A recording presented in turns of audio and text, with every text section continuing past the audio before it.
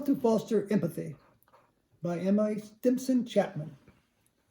Taken from our Sunday Visitor in Focus, December 4th, 2016. Having empathy is a skill. It is the ability to put yourself in another's shoes. It allows you to understand, at least to some degree, what another person is going through, whether or not you have experienced something similar.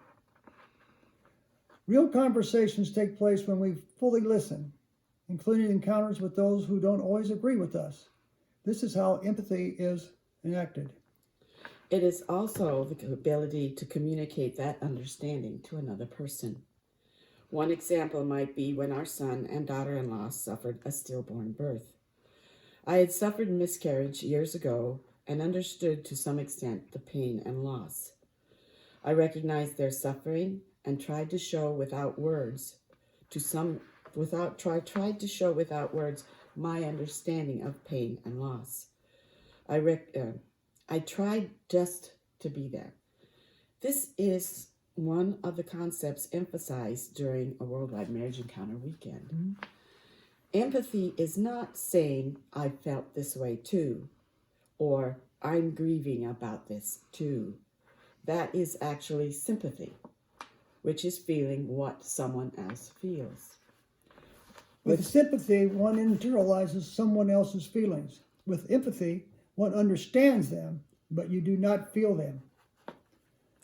According to Linda Burnett, a clinical psychologist, empathy requires a sort of dying to yourself. It requires setting aside one's own feelings or thoughts so that you can actively focus and listen to what the other person is saying, both verbally and non-verbally. For that reason, some philosophers consider empathy a subset of the virtue of charity. It is a kindness to hear and understand them, no matter how different from you may feel or think. Jane Smith of Father McGivney Chair of Life Ethics at Sacred Heart Seminary believes that empathy can be considered an intellectual virtue because it seeks to understand what another person is going through. This includes entering into their perspective of a person's experience. Empathy's fruits, whatever sort of virtue empathy is, it is an essential virtue, both personally and culturally. Healthy relationships demand empathy. Strong marriages, friendships, and family interactions depend on individuals understanding each other and communicating that understanding. The more someone understands our experiences, the stronger our connections are to them. This is part of the reason we fall in love with someone. This person gets me in a way nobody else does. We love the feelings of someone seeing into the heart of us. We know we can share anything with that person and they will accept us. Culturally, there is so much anger and hurt and decisiveness between generations, races, cultural groups. Each of us has our own hurts, our angers, and resulting in a sort of deafness to others' feelings and thoughts. In order to really want to know someone and make effective changes, we must stop arguing and fully listen.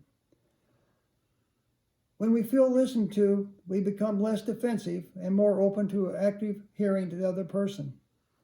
Approaching the world around us with more empathy is necessary, but not easy.